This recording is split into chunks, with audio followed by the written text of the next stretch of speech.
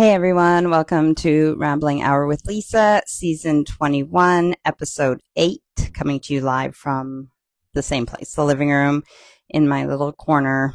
Not much exciting today, just rambling. Yeah, because, well, where to start? Let's see, there's like allergy season, which is what I made my little Bitmoji cartoon about. So that's been making me feel rough and itchy eyes and stuff like that. So there's the allergy season.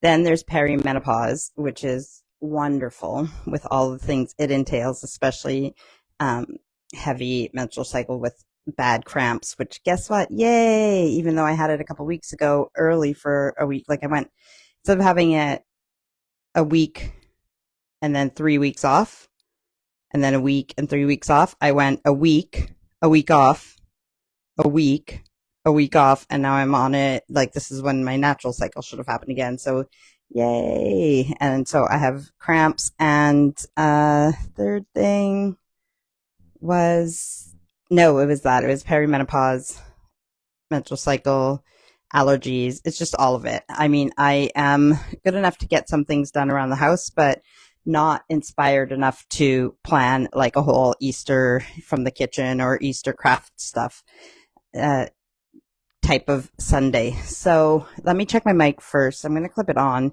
It just looks so big and like, I don't know. I got to figure out outfits that work with the microphone better, but I'll clip it on to here for now. And then I am going to put my glasses in my hair. I'm going to get my hot water bottle that I got Steve to warm up for me just before we started. Shove it in my pants, my sweatpants like this. There we go. And there. Oh, big belly. And then take a blankie. Get all cozy in the corner, and then I will, I was checking my mic first, right? Checking my sound on the old, it's not that old, but you know what I mean. I guess I should have turned it on before. And this guy you might remember from previous Easters, maybe just last year or the year before. So when we get Chinese food, which the place that we order from closed, so we haven't had it in a long time. But Steve, when we get lemon chicken, he would call it lemon chicken. So we named this after that, named lemon chirpin. So I thought he would like to join us today on the live Facebook. Doesn't matter how old you get, you still want your like cozy little, like your blankie and your toy and everything else when you don't feel well. Okay.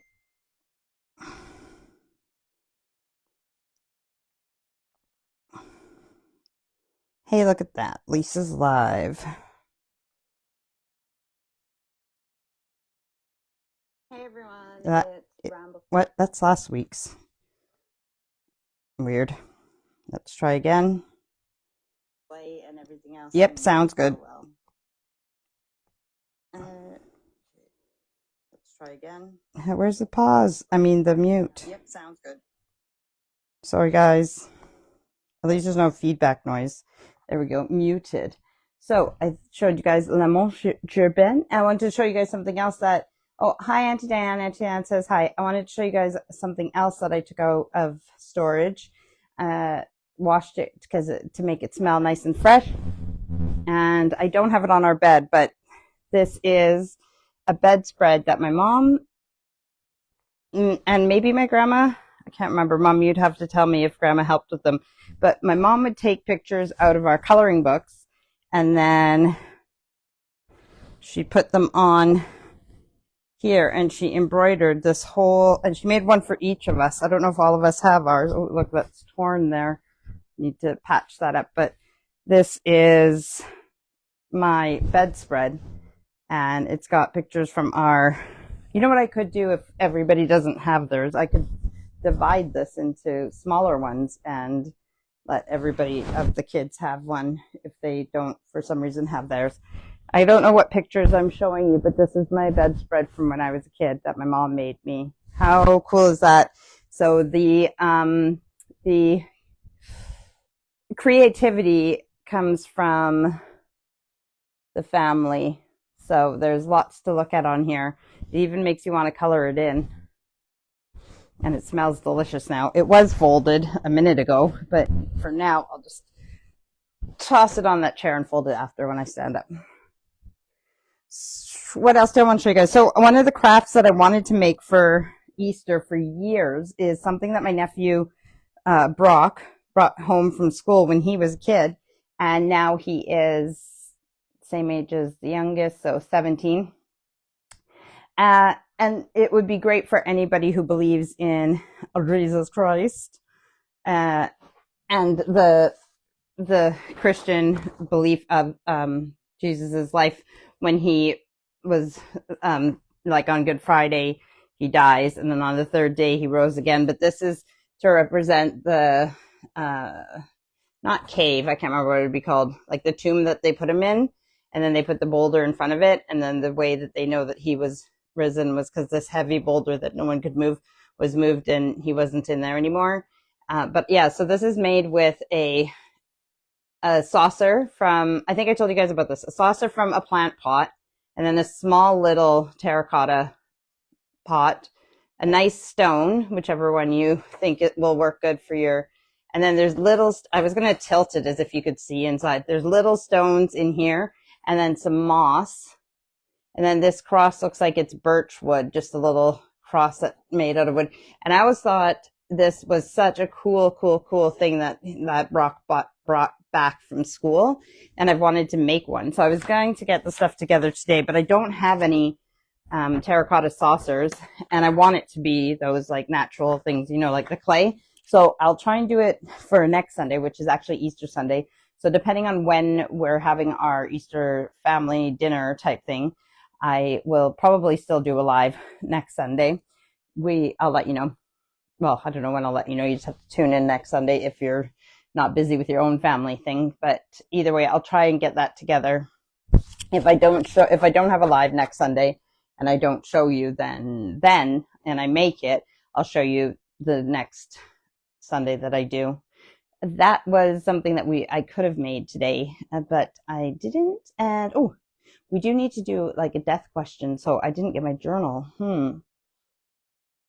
Where is it in the office? Did I put it back in the shoot? Because I don't have it here, so I don't know what question. Oh, actually, that's on my phone. So yeah, I could check really quickly on my phone, or I can check on my iPad on my, if I send it to myself. Okay, let me just do something real. Oh, hang on. I might disappear for a second. Just give me one moment. I'll be right back. Wish me luck. Okay, I hope this works. I sent them to myself. I sent question number 3 and 4 to myself on like text messages. Oh, it says slow connection. So hopefully that doesn't interfere with anything either. I sent it to myself on, so here I should get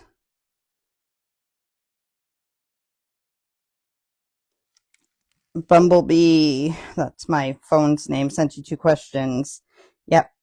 So I sent them to myself. So I can't remember if we're doing question number 3. No, we're doing question number 4. So yes, we can do that at the end of the thing.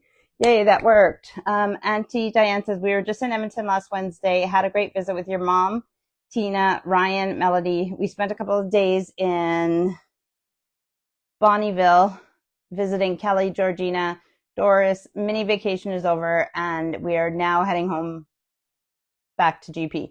So are you guys heading home like right now? You're in the car, or you mean today because it's Sunday? And so what time? Oh yeah, so it's 1 o'clock there again. So we changed our clocks at, 2 a.m. this morning. So we are now 7 hours apart again. So the rambling hours for Albertans or anyone in Mountain Standard Time will be at 1 p.m. So I guess you would be traveling, if not right now, already on the road pretty soon to get, home by dinner time. Traveling in Canada.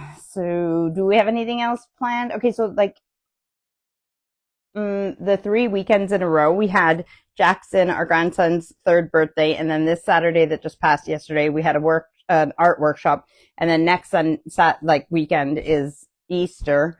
Uh, the workshop was good. I enjoyed what I did. It's the year of the fire horse, so you might have saw my art on that I already posted it.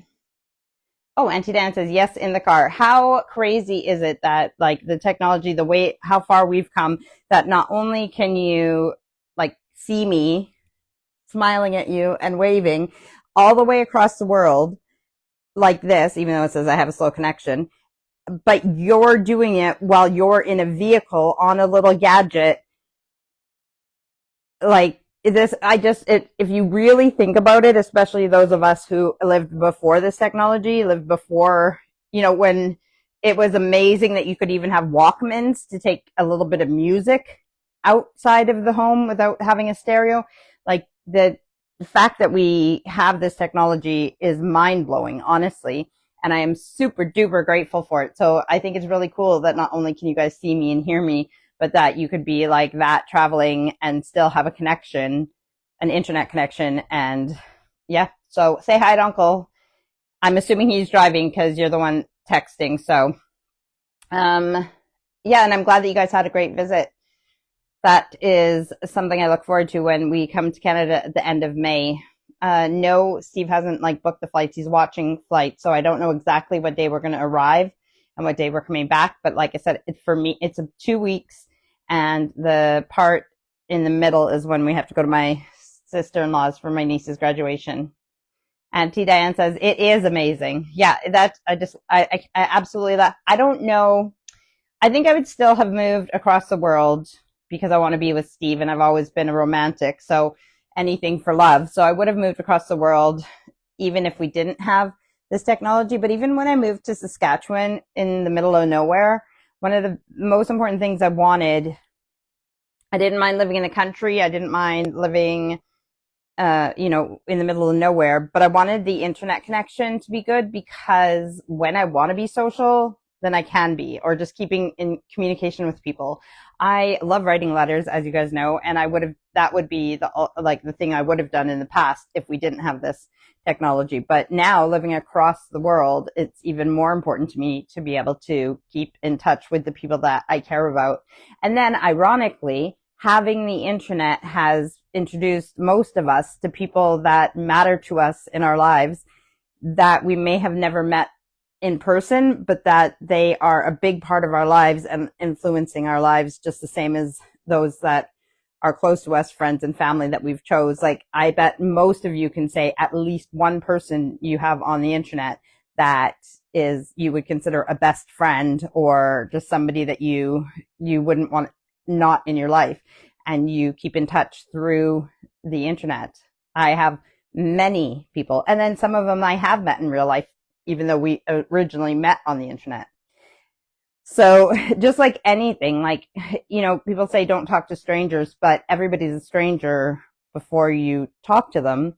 So that's how you meet people. So you can talk to strangers, but you need to do it in a safe way. So it's the same thing with the internet, meeting new people on the internet. And if they say they are who they actually are and stuff like that, it can be a wonderful thing, but you still have to take precaution and just be smart about it, right? Don't give them all your information and tell them that your door will be unlocked, just like you wouldn't do that if you met people even at church or at a dance or something. You wouldn't give them all your information right away. So I'm not opposed to meeting people online. But I do remember when me and Steve started dating and I was coming over to England with the kids to see if the relationship would work. And there was people saying to me like, oh, you met somebody online across the world, blah, blah, blah. And I'm like, okay, no, that's how we keep in touch now. I didn't meet him on the internet. I met him in person in Ontario. Like I actually met him. But once you're back in your home country, the only way to communicate is through technology. Saying that, it is a little bit crazy how like, if you if you look at the factors, most of the family has met Steve in Canada. So they know that he is a good guy. He is everything I say he is, and that you see in him. He is, and everybody who knows him here knows that too. But there is some of those factors where it's like, when somebody is like controlling in a relationship and everything, they'll like take the person away from their family and friends, try to isolate them, so what better way to do that than have to move across the world. And then, what else? There's just like, and then bringing my kids as well, like young kids. There is like so many things that could have been like serious red flags in a different situation, but it's been over a decade, and I'm happy to say that it is as genuine and safe and good as, we thought it would be in the beginning. And it wasn't that Steve insisted that I move to the UK either. We made that decision together because we were weighing the pros and cons of either him going to live in Canada with me or me coming over here if the relationship worked.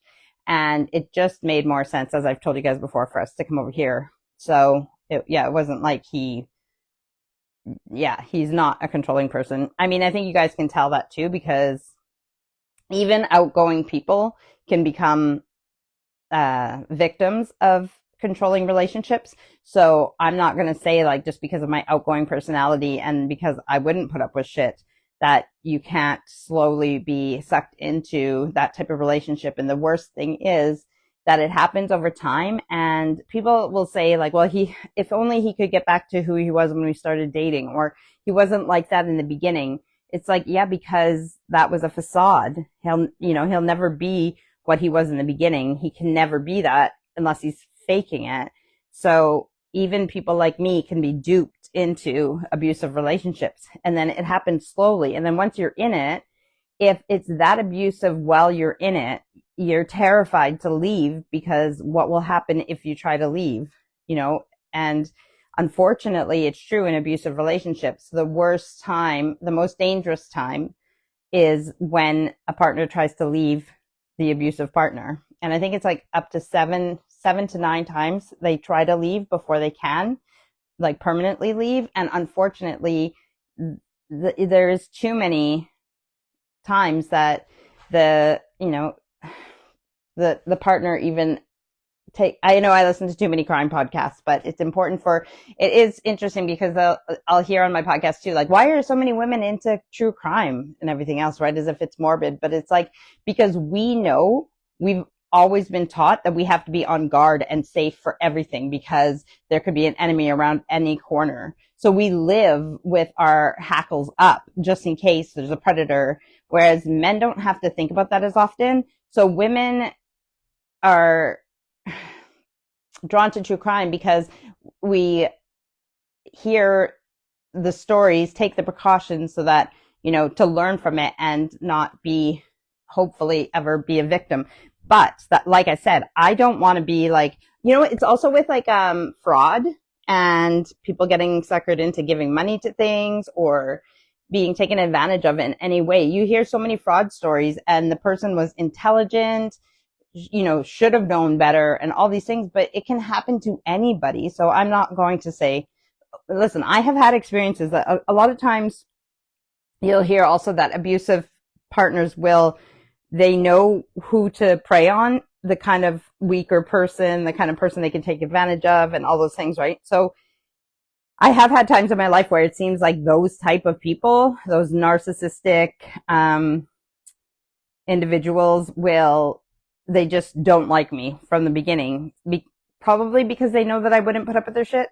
At the same time, saying that, I have had the experience of having somebody in my life who, of course, because of the charm and everything else, that you just don't even realize that they're probably a sociopath until you see it from the outside and pull yourself away, and then start seeing the different characteristics and it's like check, and it's like, it's that easy. Had I not pullen myself away from the situation, I may have very well been in an abusive relationship with a narcissist. It's obvious now, I see it, but I would not have seen it coming. So if you have been duped with fraud or duped with, an abusive relationship, it is on no reflection of who your character is, or in no way is it your fault for falling for that, because any of us can be susceptible to that, especially if you're romantic and you want to believe that, in true love and that somebody could treat you right. It's funny because also I hear them say about love bombing, and they say like at the beginning they'll love bomb you and they'll buy you gifts or they'll treat you like this and everything else, and that can be a red flag, but you got to put those things together with other things, because I'm like, yeah, but that honeymoon period, that can happen for lots of us who aren't narcissists. Like I would probably love bomb somebody when I start dating them too, because I definitely did more for Steve in the beginning of a relationship, just wanting to make him happy. I mean, I still treat him pretty good and he treats me well, but I'm just saying, like, that love bombing and that honeymoon period isn't always a sign of a sociopath or a narcissist, because I think a lot of us do that to each other when we first fall in love and have our rose tinted goggles on. Auntie Dan says, a great movie that deals with fraud is The Beekeeper with Jason Statham. Yeah, I think we have seen it because we watch most of Jason Statham's movies. I can't remember exactly what happens in it, but we do love Jason Statham. And The Machinist is on a lot on the TV here. So, but yes, now The Beekeeper was on like a few weeks ago, so I can't remember exactly what happens in it, or if I know Steve definitely saw all of his movies, but I can't remember if I've seen it or not. So, but yeah, it's just exactly. So watching a movie about fraud is entertaining, but you also learn things to look out for, right? So like, what is the latest scam right now? I know there's the like elder scam, like where, again, like people are calling or texting grandparents and saying like, this is, hi, it's Lisa. I just got arrested and I need you to send $600 or pounds to get me out. Right. And, or whatever. It's like, if anybody's ever asking for money, even if it sounds like it's your own grandchild or niece, nephew, whatever, if anybody's asking you for money, check into it more, because even my mother-in-law, I think she called me. Did she call me or Steve? I think she called me and said something about me needing 500 pounds. And I said, no, what are you talking about? I don't need it. She said, well, you texted me that you needed it. And I was like, no, I didn't. And she thought it was strange too. And I was like, well, first of all, if I needed money, why would I message my mother-in-law before I would message my own husband? And like there could be those things, but it's so, like I said, so many of us could so easily fall for these things. And then I did one of those psychic, and I'm married to a real medium who I know the spirit stuff is real, and that's part of how I got duped. I know the spirit stuff is real. I know all that stuff, but there's these scammers, especially the more you're into the spiritual stuff, the more people that you'll follow and like and everything else on the internet, the more the scammers will come. And it was one of those ones where, I don't know if because most genuine mediums, and it's just like artists, right? Artists aren't going to message you and say, hey, do you want me to do a commission for you? Hey, do you want me to draw a picture for you? They're not going to reach out to you. They're going to say, this is my art. If you like it, DM me and we'll talk about a commission or whatever. Find my details in my bio or whatever. So it's the same thing with mediums. And a lot of mediums, I mean, the better you are, the more clients you might have. So if you're already busy and you have then you're going to advertise yourself, but you're not going to pressure anybody. So if you get those people who are saying, I have a message for you from a loved one, and all you got to do is send me 60 pounds, or somebody put a curse on you, or let me read your cards, blah, blah, blah, and they send you the message and they're reaching out to you, then that's probably a scam. And I fell for one of those because it was when I was first kind of following people on Instagram and that kind of stuff, and I got one, and I thought, why not? Why not have somebody read my cards for a change? And I think it was like, I can't remember how much she asked for at first, but I ended up spending 60 pounds for a reading that I could have got from many people that I actually know, who I could have gave the money to because of knowing them through Feathers or Steve or whatever. yeah, so I fell for it, 60 pounds, and I'm like, I'm an idiot. I'm an idiot. But it's so easy to be duped. So again, don't feel bad. It's not your fault entirely. It's so con man, a con man, the con is short for, oh, I want to say convincing. Wait, now I've confidence man, because they're so confident in their scam, and they'll come across like really, like I said, like they believe it, you'll believe it. That's what con man is, confidence man. So that's what like people do for a living, and some of them are that good at it that they'll get you to believe, that fire's not hot. I don't know. I have a pimple under here that I'm scratching. Like all the hairs on my chin. Okay, so it is the end of March, and April is coming around the corner. So what's on the docket? I really want to be in the garden and get things done. I went out there today to pick up dog poo, but at least I was out in the garden.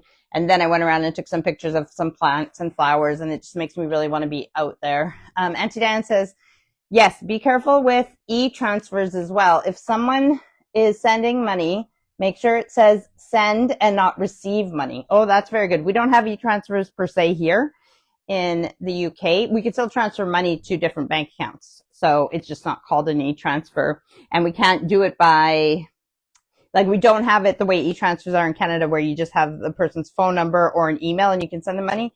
Here, you have to have their bank details to be able to send money to their bank account. But you can still do it from different banks. Like, I can send you money if you had an account here, even if we don't bank at the same bank. But yes, it's just everything. You got to be careful. Even all those phone calls we get constantly about our internet service or our gas bill or like whatever. The good thing for me is when they call, if you have an issue with your internet, you will call them. They're not going to call you, right? So but when they call me and they say, hi, we just blah, blah, blah, blah, blah, I understand you're the homeowner. And I'm like, nope, not. Or I just say, oh, I'll let my husband deal with that. And then, or I just don't even answer, or I just hang up. And even if it was your bank calling you, hi, this is your bank calling, we've noticed some suspicious activity on your account. Say, oh, okay, well, let me look at that and I'll give you a call back. And then find the real website for your bank, or on the back of your card. I think it's probably the same in Canada. On the back of your actual bank card, it should have the number that you call for like fraud or like information, whatever, to talk to the bank. So find the number that you know is the real one and call them back, and then they'll let you know. And Dan says, yes, they are all calling looking for information, phone scams.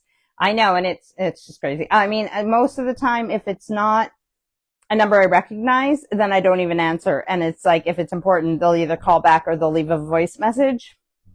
Like if it's a doctor's office or something like that, because sometimes, especially if you're seeing specialists or, you know what I mean? So then they refer you, then the number that comes up to call you to make an appointment won't be a number or a name that you know, but they'll leave a message. So, just there's that too. We don't have a home phone anymore, thank goodness. The only people who ever called our home phone was just like that, just junk, and Steve's dad. So we finally just got rid of it. Yeah, give me a topic and I can ramble. I know that. I have lots to say. We're already at a half an hour, and I was only talking about scams and what was the other thing?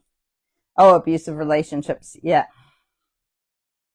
Okay, so we were talking about, getting out in the garden. I'm still trying to get the things in the house done, and I think I didn't put it as a New Year's resolution, although it kind of goes with, use it or lose it, or finish old projects and that kind of stuff. But it's basically seems to be that this is the year of taking inventory of my life, and in the physical sense and in the metaphorical sense too. Like, what have I done up till now? What do I want to do in my lifetime? Whether I have 2 days left on this earth or 30 years. Wait, how old am I? No, I want more than 30 years.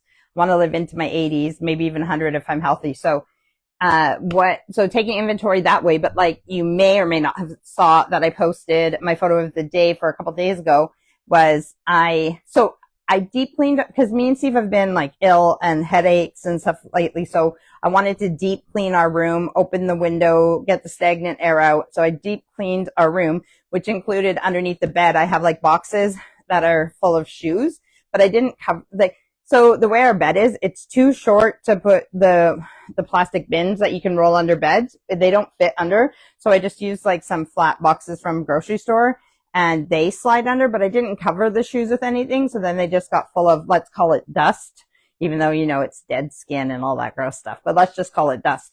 So all these shoes are like super dusty and stuff. So when I took them out, vacuumed under lifted the bed and I put it on top of a big stool. So it was, the bed was like, listen, I like to, if I can do it myself, I'll do it myself. So instead of waiting for help, I just lent the bed like the frame like this on a stool and vacuumed underneath this side of it. And then went to the other side and lent it up on the stool there and vacuumed. So it's nice and clean underneath the bed. I took the boxes and all the shoes, vacuumed them off with the brush end for the vacuum them all off. And some of them I not polished, but, wet and dusted properly, depending on what type of shoe they were, and then vacuumed out the boxes. Now I put them back in the boxes, but I put them a garbage bag on top of them and slid them underneath there. So anything will go on top of the garbage bags. The shoes won't get dirty like that until I figure out a better solution. Once we have our other bedroom, I'm hoping to have room in the closet for all my shoes. But my point of all that was I took inventory of what shoes I had, took pictures of them so that I can see like, oh, those will go good with this or whatever. And then I got rid of some of them and just taking inventory because you don't realize how much you have of something until you do something like that. There's this show here where, they go into the people's homes and help them like get clean and organized and reset their stuff. If they have too much stuff, they're overwhelmed. Say they have 4 kids and the house is just overrun with stuff. So it's Stacey Solomon and she's great. She's awesome. I love Stacey Solomon and even her husband, Joe. They make a great couple and they have a lot of kids. And she has some construction skills from her family, like growing up and stuff like that. But she'll go in and she helps them reorganize. But what they do is they take everything out of the house, which this would be like a huge job, but really cool to see. I mean, they do it. So if you had like all the workers to do it and then you just got to go in and see it, then you don't have to do the work. That's cool. But they take everything out of the house, bring it to a warehouse, lay out these tarpaulings, like tarps or whatever, and then they lay out every single thing. So say all your hairbrushes and you realize you have 20 or 30 hairbrushes because sometimes you have them in different places in your house and you don't realize. So even when I was doing my shoes and I was like, oh, I have shoes downstairs and then I have shoes in that closet and then I have shoes under the bed. But then I had my pair from my wedding up in the loft in the wedding box. And I thought, well, I'll just take them out and then actually, cause I could use them again. So I took those, this is so crazy to see on the Stacey Solomon thing. You can probably look it up on YouTube. I can't remember what the show is called exactly, but you see, the whole warehouse of their stuff lied out. And then you don't realize how many of stuff you have. So I am slowly but surely going around the house, back into each room and getting things organized, clean, smaller and smaller. Steve bought a bunch of these plastic, bottles with a little, like, how do I, the top goes to a point kind of, and they have little lids. And so I took a bunch of my like paints, the little tubes of paint, and squeezed them all into these bottles that are like, they're only like 30 or 50 mils. But then with the pointed top, we can squeeze the paint out easy enough, but you could also take it off and put paint back in, like scrape it back in if you accidentally squeeze too much out. But I got rid of like so many of those little tubes. So just, and I went through the tubes, and if the paint was already dry, this is acrylic paint that I'm talking about for art and stuff. If I'm squeezing the tube and the paint is dry or bad, then I just threw it out, and I got rid of so many of them, just confining them to one container of paint. And then And then if it didn't fit, I have like more, but I'm doing, so everything I'm just compressing and making each room more organized and smaller and like slowly getting rid of things. And the only problem I have really a hard time with is books. So even with like listening or reading the books, if I'm not really interested in the book or I didn't enjoy it, then I should probably get rid of it and only keep the ones that matter to me. But you just you see at so many places, like the stores and the not library, obviously there's books at the library, but like even the church hall, all these places you go where they have the tables and they have free books or just donations for the books. There's all these books that people don't want anymore. And there's part of me that just wants to open this huge like library or like warehouse of books. Just take all of the books, and if they're the same ones, put them together, or just like, because there's so many people who can't afford or don't have access to books even around the world. But then most of those books, I mean, because everybody can write a book now, and lots of them are just, to use an English word, rubbish. Like lots of them are just, but you don't know which ones are good and which ones aren't. You go by word of mouth, but it's also like movies. If the critics say a movie's bad, I don't go by that. I go by, how do I feel about it? Let's watch it, or let's start watching it and see. And some of the best movies I've ever watched have been ones that I've been told weren't good. And some of the worst movies have been ones that were raved about and stuff like that. So, but I feel bad getting rid of books. It's hard for me to get rid of books. But other than books, I'm doing good at slowly but surely getting rid of things, and even like decorating for different seasons. I only want to keep like things that really either I really love or they mean something to me or whatever, and slowly but surely getting rid of the tacky things or things that I had just to have something and that I don't need anymore. Speaking of which, sorry, Zena just wrote, "Hi, Linda," and then laughing faces, because her best friend's name is Linda, and so when she is with me, she says lots of people's names. Actually, it's kind of nice because that's how I learned the names of the women in the art class. Is Zena uses people's names when she talks to them, but lots of times she'll turn around and she'll be like, "Linda," but she means Lisa, but that's why she called me Linda, because she calls me Linda often. It doesn't bother me, but that's funny. So speaking of stuff, this is my new glass that I got for Mother's Day from, I'm so bad at this stuff. I'm pretty sure it was Aurora, and she liked it because she knows that on my rambling hours, I drink out of different glasses. It's, I don't even know if it would be a wine glass. It's not a gin glass. Ooh, I almost spilt it. But I love it. It's a little flower. You maybe can't tell on there, but this is pink. It's tinged pink, and then the pink goes a little bit into the stem and turns into a green. So, my first time using it. Yeah, so again, that's meaningful. And after I'm done on my live tonight, I was tidying up, getting things, and I'm going to vacuum real quick and do a mop so that the floors are clean for the week. And that's why I picked up the dog poo, and I'm going to mop the floors, and then that's good for when we babysit the grandson this week.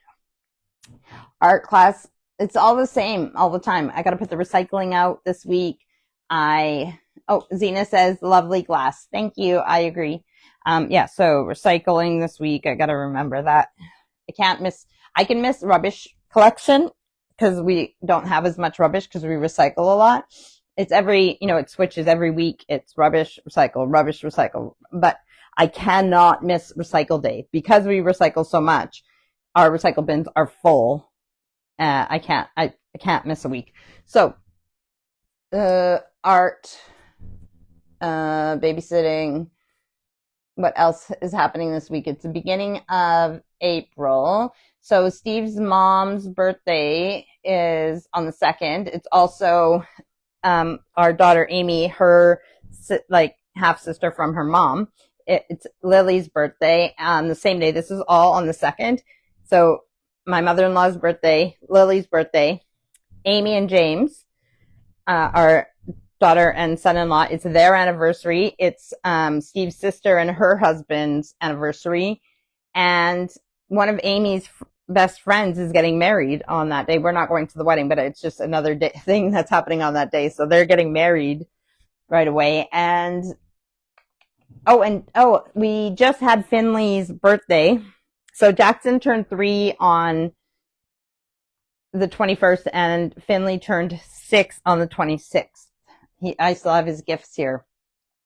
When Allison goes back, I will give them to her to give to him, unless he's coming up to pick Allison up when she goes back to their house. And is there somebody else's birthday coming up? Just April. Remember, April Fool's Day is April 1st. If you do that, my mom said that any pranks that you do on April Fool's Day, I mean, she used to tell us that you have to do the prank before noon. If you do it after noon, then you're the fool. So April Fool's Day. Yeah, I don't know what else. I'm going to try, and because the house is like, so, like I said, even the loft, like every room, I'm just getting it more. I love it. I just love it because I'm getting every room like less stuff and cleaner and organized, and just going back around. And then even in the loft, even in the art room, things are just it feels good to get rid of things.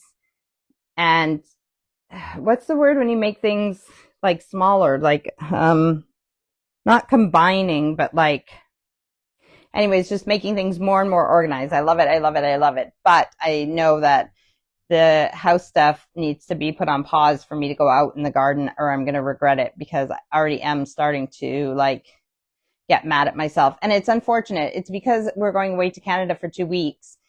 It just makes me frustrated. Like, well, I might as well not start any seeds, and I don't even care. And like, I'm feeling sorry for myself, and I'm not doing anything in the garden because of those 2 weeks going away, when I could get so much done.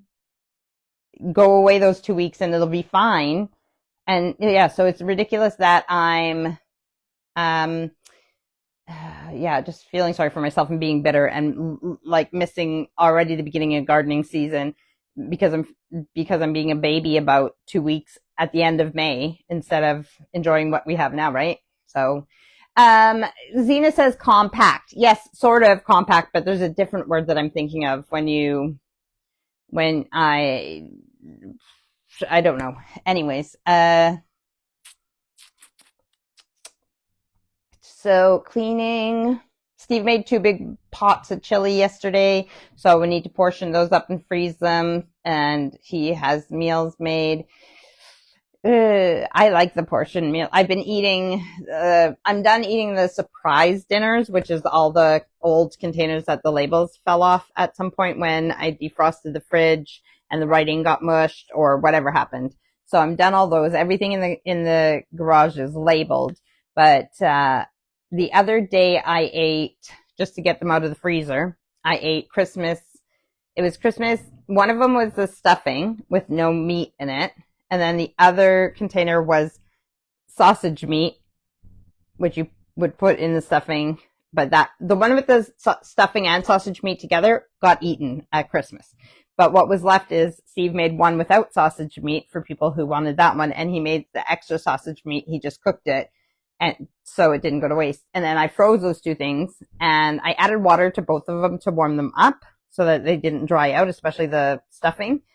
But they were very yummy. And so I'm done. I'm just trying to think of the things in the freezer to make room for the chili. But yeah, I've been eating but there is so many things that actually, recipes that you can make and freeze and eat as portion meals. And it's kind of cool that you can just be like, what do I feel like tonight? Like, I have some beef and black bean stir fries in the freezer. I just need to make some more rice, because usually I have containers of rice frozen as well. I think I've told you guys this before, but if you make a big like pot of rice and you portion it and freeze it, when you take it out of the freezer, add a little bit of water to the container. I just crack the corner of the container, add a little bit of water, and leave the corner cracked open, put it in the microwave and put it on for a couple minutes. And the rice comes out fluffy and as good as fresh. So I love that. And then the other thing that I've realized is if you cook your pasta and leave it al dente and you freeze it like that, then when you warm it up in the microwave, it'll finish cooking and it'll be fine. But if it's a pasta that you've already cooked and you had it the way you wanted it for dinner, but there's some left over, and then you freeze it, when you take it out of the freezer and you put it in the microwave, it just gets really soggy and gross. I found put it in the air fryer if you want it from frozen. I mean, if you don't, otherwise you can leave it to thaw on the side and then warm it up a little bit. But I put it in the air fryer drawer and I put it on bake, and so it doesn't go soggy. It thaws it, but it doesn't go soggy like in the microwave. So that's a good way to refresh and eat pasta. But there's so many things that are good, just as good when you portion them and freeze them, and they taste just as good when you cook them again as if they were fresh. And it's a great way to have variety, especially if you live alone like my mom lives. You know, she's only cooking for herself, so you're not going to make a big pot of something every day just because you want that. But if it's something that you can make a big pot of and then freeze those portions, then you can come back and have the different things for dinner. Auntie Dan says you can buy a chalk marker to label your food. They are great and just wash off when you're done. That's a good idea. And because then it saves on wasting a bunch of labels, right? Because they're probably not good for the environment because of the sticky stuff on the back of the paper. And that way you don't need labels, Auntie Diane said. And then Melody says, hi, Lisa, hope all is well. Hello, Melody, sister. I remember when you used to be one of my people that watched all the time. Oh, Ash says, hi, Lisa, how are you? I'm good. That's Allison's other half, Ash. I'm good. And we're just talking about portioning and freezing food for later usage. And I'm just saying about how many things that actually taste just as good, even if you freeze them and then warm them up again. So I'm trying to remember what I have in there now. So anyways, because I know this thing about the pasta, to do it in the air fryer now so it doesn't get soggy. The other, like in the last few weeks, there's none left now, which makes me sad. But I had, it was chicken Alfredo. So chicken with pasta and Alfredo sauce. Oh, it was so good. And then at Boston Pizza in Canada, this restaurant that was my favorite, they used to do a spicy chicken Alfredo, and I realize now that it was just the chicken Alfredo. Well, I knew this too because I worked there, but you could do the mushroom as well. And then it's just like Frank's Red Hot sauce mixed with the Alfredo sauce. It's so yummy. So I had those the other day, and like I said, there's none left, so that's too sad. Ash says, I need to learn to do that. Oh, it's easy. It's easy. And if you have the freezer space, it's such a great idea. Auntie Dan says, you should always reheat leftovers on a lower power level on your microwave. That way you are not cooking your food more. Yeah, and the microwave does have the defrost setting as well. But I think the difference is that the microwave holds the moisture in, which for a lot of things you want that. But the air fryer, if you put it on bake or even air fry, depending on what you're warming up, it doesn't, like if you want something not to get soggy or not to hold the moisture in, then it works well. So I don't even know if I know how to change the lower power on my microwave, but I'll look at that as well. So like I said, if you have any ideas of things that are good that you've made, froze, and eat later and are just like, yum, yum, yum, this is just as good, let me know. There is this recipe that Steve sent me for making homemade bagels, but he always says that I say bagels, but how bagel, I don't even know how after I say it, he says it, and I'm like, what, am I saying it wrong? Bagels? Anyways, homemade bagels, and it's made with cottage cheese. So I said, send me that and I'll make them. So I bought some cottage cheese. So I want to make those bagels. And there's another thing that I may or may not have told you guys about that I want to try making. And it was like, it's made with eggs and Greek yogurt, I think. Is it eggs and Greek yogurt? Eggs. Something like that. And then it's whipped up, and then you put it in a loaf pan and you bake it, and then you bake it like a loaf, and then you slice it, and it's like almost like egg bread. So it's like healthier, but you can cut it and slice it like bread. So you can, I don't know, make a sandwich. I have no idea. It reminds me of like, when you beat egg whites so much that they become like, you can make meringue. So it's just another recipe that I want to try. So these weird recipes, maybe I'll do those on my live in like 2 weeks.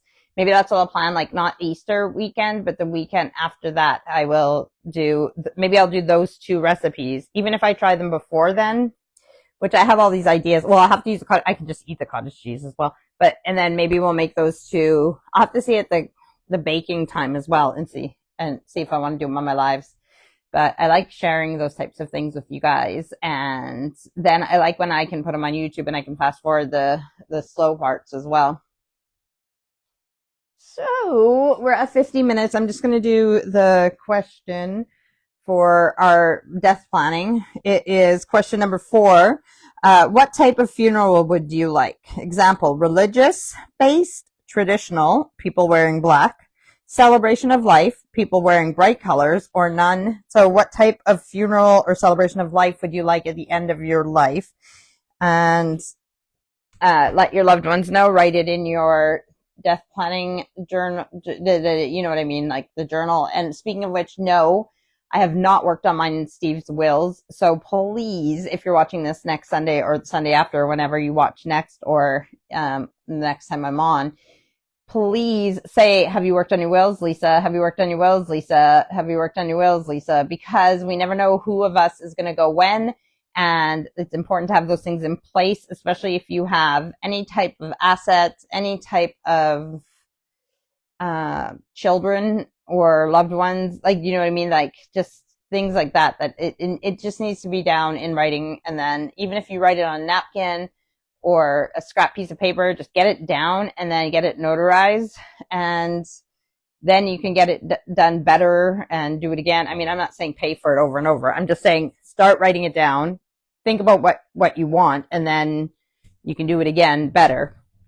And always have a copy of it somewhere else besides your house. Because sometimes if somebody dies at home, any person who dies at home, they have to investigate any death at home. They have to investigate in case of, foul play or anything like that. So, but sometimes, depending on the factors of a situation, people might not be able to get into the home right away after someone dies. So if the only place that the will is in the home, or say you die in a house fire, hopefully not, I'm just saying, dying in a house fire, whatever the circumstances are, sometimes you can't get that copy of the will.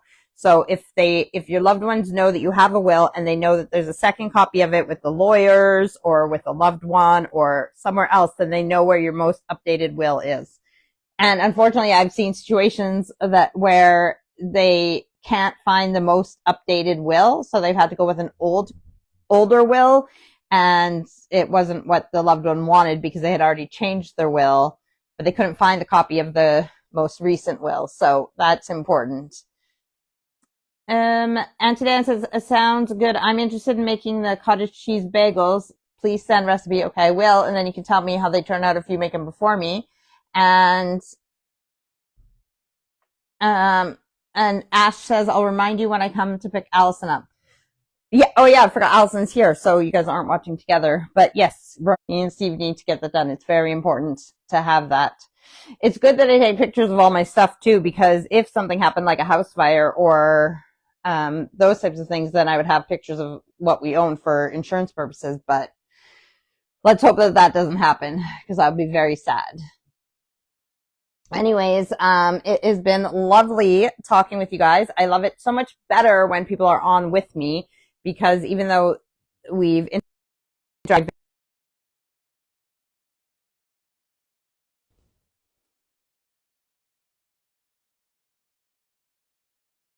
it says the audio is not broadcasting. Let me just check on here. Sorry, it cut off. The internet connection was crap, so let me see if it's still... are you with me? Are you with me, guys? Yeah, okay, it's still the same live because it told me to start a new one. And I didn't. Sorry, it cut off. Yep, okay, we're still there. Okay, so, I don't remember what I was saying. I was just saying, I like that. I like it more when people are on live and watching me, because then we're interacting, and it just makes me happy. Makes me feel better about these. It makes me have things to talk about and to, play play off of instead of me trying to come up with things on my own. Yes, and so if I don't see you guys next Sunday, but even Good Friday and whatever, if you celebrate Easter or Ostara, wait, wouldn't that have been on the equinox? So Ostara would have already happened, or in the season of it, if you do like the pagan Sabbath. Anyways, if you celebrate Easter, happy Easter. If you don't, have a great week. Anyways, and enjoy the spring, enjoy the garden, except if you have snow, then that makes it harder. Melody sent an I love you. Thanks, Melody. I love you too, a little cartoon. And I love you guys too. And yes, Melody, I bet you're excited for us to come to me and Steve to come to Canada. I realized that Steve was in Canada when we all were there in 2024, but I've been to Canada twice without him. So it's been nearly 2 years since he's been there. But I'm looking forward to seeing the family when I come home. And yeah, I love you guys. So Auntie Diane says, see you next week. Like I said, I'm pretty sure I'll be on next week, but I can't say 100% sure, but I'm pretty sure. So Melody says, happy Easter. And Ash says, thank you, Lisa. See you soon. All right. I love you guys. Take care and bye.